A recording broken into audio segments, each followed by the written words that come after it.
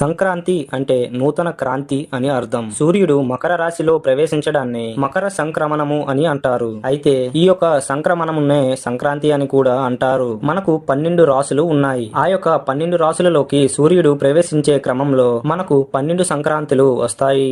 సూర్య సంక్రమణం జరిగేటప్పుడు సూర్యుడు ఏ రాశిలో ఉంటే ఆ సంక్రాంతి అని అంటారు. ఈ విధంగా ప్రతి ఒక్క మాసముకు ఒక సంక్రాంతి అయితే ఉంటుంది. మన యొక్క తెలుగు రాష్ట్రాలతో పాటుగా తమిళనాడు రాష్ట్రములలో ఈ యొక్క పండుగను ప్రముఖంగా అంటే గొప్పగా జరుపుకుంటారు. సంక్రాంతిని 3 రోజుల పాటు ఎంతో ఆనందంగా చేసుకుంటారు. మొదటి రోజు భోగి, రెండవ రోజు మకర సంక్రాంతి, ఇంకా మూడవ రోజు కనుమ. అయితే కొన్ని ప్రాంతాలలో 4వ రోజుని ముక్కనుమగా జరుపుకుంటారు. ఈ యొక్క 3 రోజులలో మొదటి రోజుని భోగితో, రెండవ రోజుని పొంగలి, పిండి వంటలతో, పితృదేవతలు, దేవుళ్ల పూజలతో, అదే విధంగా మూడవ రోజు గో పూజలతో, మాంసప్రియులకు మంచి భోజనములతో ఈ 3 రోజుల పండుగ ఎంతో ఆనందంగా జరుగుతుంది. సూర్యుడు మకర రాశిలోకి ప్రవేశించిన కాలమే మకర సంక్రమణము. మకర సంక్రమణము నుండి ఉత్తరాయణ పుణ్యకాలము ప్రారంభమవుతుంది.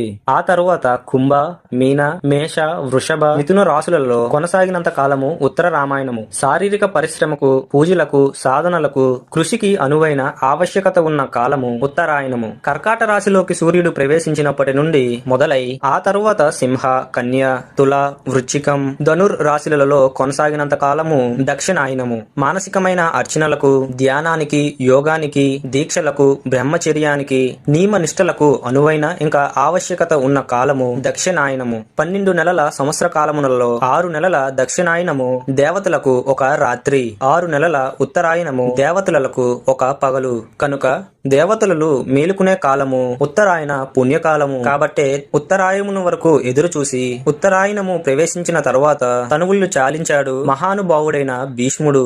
సంక్రాంతి లేదా సంక్రమణం అంటే చేరుట అనే అర్థం కూడా వస్తుంది. జయసింహ కల్పద్రువం అనే గ్రంథంలో సంక్రాంతిని ఈ విధంగా కూడా నిర్వచించారు. తత్ర మేషాభిషు ద్వాదశ రాశి కమనేషు సంచరతః సూర్యస్య పూర్వస్మద్రాస్య ఉత్తరః రాశ్యౌ సంక్రమణ ప్రవేశ సంక్రాంతి. మేషం మరియు 12 రాశులు సంచరించే సూర్యుడు ముందు ఉన్న రాశి నుండి తర్వాత ఉన్న రాశిలోకి ప్రవేశించడమే సంక్రాంతి. సూర్యుడి చలనములు అంటే రథయాత్రలో ఘట్టాలు 4 ఉంటాయి. అవి మేష, తుల, కటక, మకర సంక్రమణాలు. దీనిలో మకర సంక్రమణాన్ని సంక్రాంతిగా లేదా సంక్రాంతి పండుగగా వ్యవహరిస్తారు. మార్గశిరం పూర్తి కాగానే ఉత్తరాయణం మొదలవుతుంది. సూర్యుడి చుట్టూ భూమి పరిభ్రమించే మార్పు క్రమంలో తన చుట్టూ తాను కూడా తిరుగుతుంది. అందువలన సూర్యుడు 6 నెలలు ఉత్తరం వైపు, ఇంకొక 6 నెలలు దక్షిణం వైపు కనిపిస్తాడు. ఈ విధంగా ఉత్తరం వైపు కనిపించే క్రమమే ఉత్తరాయణము అని అంటారు. ఇంకా దక్షిణం వైపు కనిపించే క్రమం దక్షిణాయనం. మనకు ఒక సంవత్సర కాలము అయితే దేవతలకు ఒక రోజు. అయితే ఒక్క రోజులో పగలు అనేది ఉత్తరాయణము, రాత్రి అనేది దక్షిణాయనము. ఈ యొక్క ఉత్తరాయణం అనేది అందుకే మనకు అంత ముఖ్యం.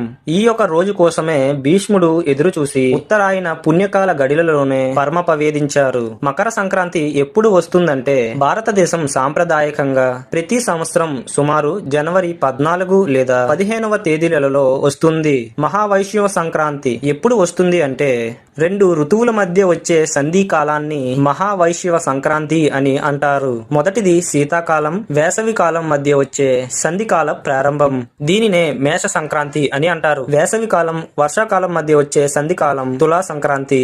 అంటే ఇది శరత్ ఋతువులో వస్తుంది. సంవత్సరంలో మొత్తంలో ఈ 2 రోజులు ఖచ్చితంగా తెల్లవారు ఇంకా రాత్రి సమానంగా ఉంటాయి. అంటే సూర్యోదయాలు, సూర్యాస్తమయాలు దాదాపున ఒకే సమయంలో సంభవిస్తాయన్నమాట. ఈ యొక్క సంక్రాంతి ఒరియా నూతన సంవత్సరముగాను, బెంగాలీ క్యాలెండర్లో ఆఖరి దినంగాను నిర్వహిస్తారు. భారతదేశంలో అనేక ప్రాంతాలలోనూ ఈ రోజును వైశాఖిగా వ్యవహరిస్తారు. సింహ సంక్రాంతి, కుంభ సంక్రాంతి, వృషభ సంక్రాంతి, ఉచ్చిక సంక్రాంతి, వీటిని విష్ణుపది సంక్రాంతులు అని అంటారు. అదే విధంగా చంద్రమండల క్యాలెండర్లలో పుష్యమాస మొదటి రోజు భూటాన్ ఇంకా నేపాల్ ఈ ప్రాంతములలో దీనిని తినే పండుగగా జరుపుకుంటారు. అదే ధనుష్ సంక్రాంతి. జూలై 16న సూర్యుడు కర్కాట రాశిలోకి ప్రవేశిస్తాడు. ఆ రోజును కర్కాటక సంక్రాంతిగా వ్యవహరిస్తారు. ఈ యొక్క దినం ఉత్తరాయణ పుణ్యకాలానికి ఆఖరి దినంగా హిందూ క్యాలెండర్లలో వ్యవహరిస్తారు. ఈ రోజు దక్షిణాయన పుణ్యకాలానికి మొదటి రోజు. భోగి రోజున ఉదయం తెల్లారుజాము కాకముందే అంటే 3:30 నుండి 4 గంటల మధ్యలో అందరూ లేచి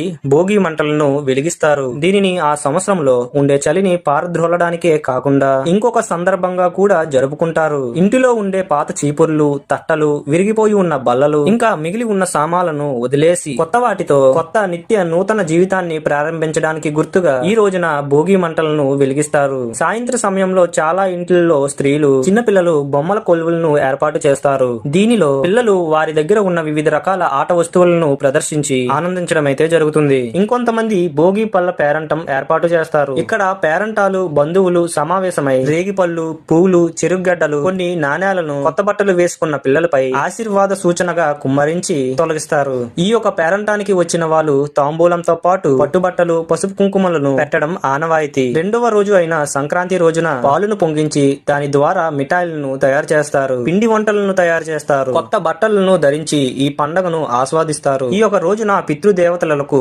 తర్పణాలు ఒగ్గుతారు. ప్రతి ఒక్క సంక్రాంతికి పితృ తర్పణాలను ఇవ్వాలి. మిగిలిన 11 సంక్రమణాలకు ఇవ్వకపోయినా ఈ యొక్క మకర సంక్రమణానికి మాత్రం తప్పకుండా పితృ తర్పణాలు ఇస్తారు. సంక్రాంతి రోజులలో మనం చూసే ఇంకొక సుందర దృశ్యం గంగిరెద్దులను ఆడించే గంగిరెద్దుల వారు. చక్కగా అలంకరించిన గంగిరెద్దును ఇంటింటికి తిప్పుతూ డోలు సన్నాయిలకు అనుకూలంగా వాటి చేత చేయించే నృత్యాలు చూడడానికి ఎంతో రమణీయంగా ఉంటాయి. ఆ యొక్క గంగిరెద్దులు మనం ఇచ్చే కానుకలను స్వీకరిస్తున్నట్టు తలలు ఊపుతూ ధన్యవాదములను తెలుపుతున్నట్లు మోకాలపై వంగడం వంటి విద్యలను వారికి నేర్పిస్తారు. అయ్యగారికి దండం పెట్టు, అమ్మగారికి దండం పెట్టు అంటూ గంగిరెద్దితో వాళ్ళు సందడి చేస్తారు. కొత్త ధాన్యం వచ్చే సంతోషంతో మనం వాటికి ధాన్యం ఇస్తాము. హరిలో రంగ హరి అంటూ నటి నెత్తిపై నుండి నాసిక దాకా తిరుమల పట్టిలతో కాళ్ళ గజ్జలు గల్లు గల్లుమని అనగా చేతిలో చిరుతులు కొడుతూ కోడి గుడ్డు లాంటి బోర్డు తలపై ఉండే అక్షయ పాత్ర కదలకుండా హరిదాసు ప్రత్యక్షమవుతాడు. ఈ యొక్క సంఘటనలు ఎక్కువగా తూర్పు గోదావరి, పశ్చిమ గోదావరి, ఉత్తరాంధ్ర ప్రాంతాలలో జరుగుతాయి. ఇంకా మూడవ రోజైన కనుమ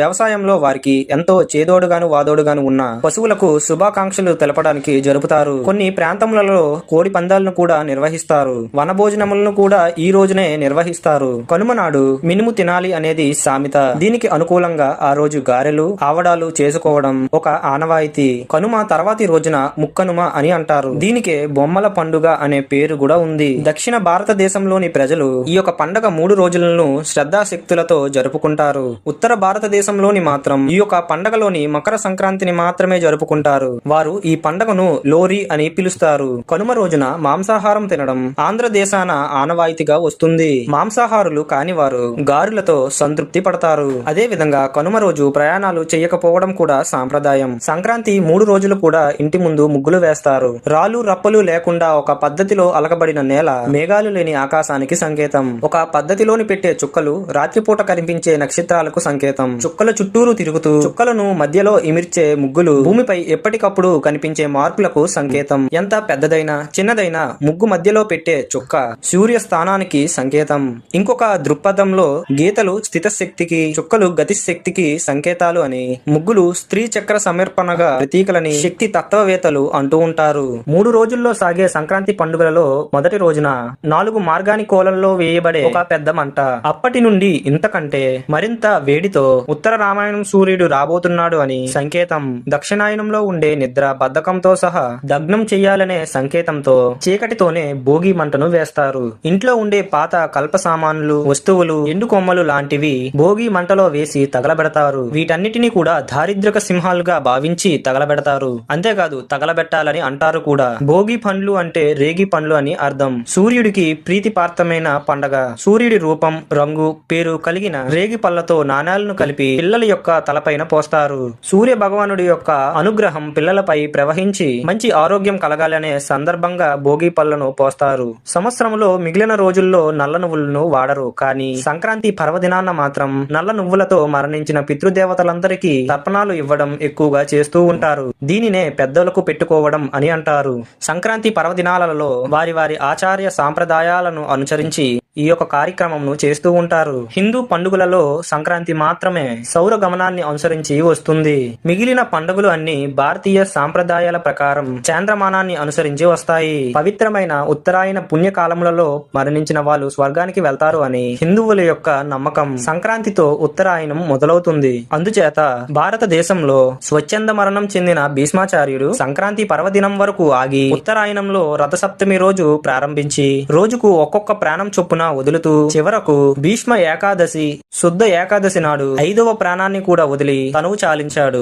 ఆది శంకరాచార్యులు కూడా ఈ రోజునే సన్యాసమును పుచ్చుకున్నారు. ఆంధ్రప్రదేశ్ లో సినీ నిర్మాతలు తమ యొక్క సినిమాలను సంక్రాంతి సమయంలో విడుదల చేయడం శుభప్రదంగా భావిస్తారు. పుష్య మాసంలో వైష్ణవ భక్తులు ధనుర్మాస వ్రతాన్ని ఆచరించి సంక్రాంతి పండుగ రోజున గోదా కళ్యాణం జరిపించి తమ వ్రతాన్ని పరిసమాప్తిగా భావించి ముగిస్తారు. ఇవి ఫ్రెండ్స్ సంక్రాంతి యొక్క ముఖ్య ప్రత్యేకతలు. ఈ యొక్క వీడియోలో కనుక మీకు తెలియని విషయాలు తెలుసుకున్నాం అని అనిపిస్తే వీడియోని లైక్ చేయండి. అంతేకాదు ఇలాంటి మరిన్ని ఆసక్తికరమైన వీడియోల కోసం మన ఛానల్ ని సబ్స్క్రైబ్ చేసుకోండి.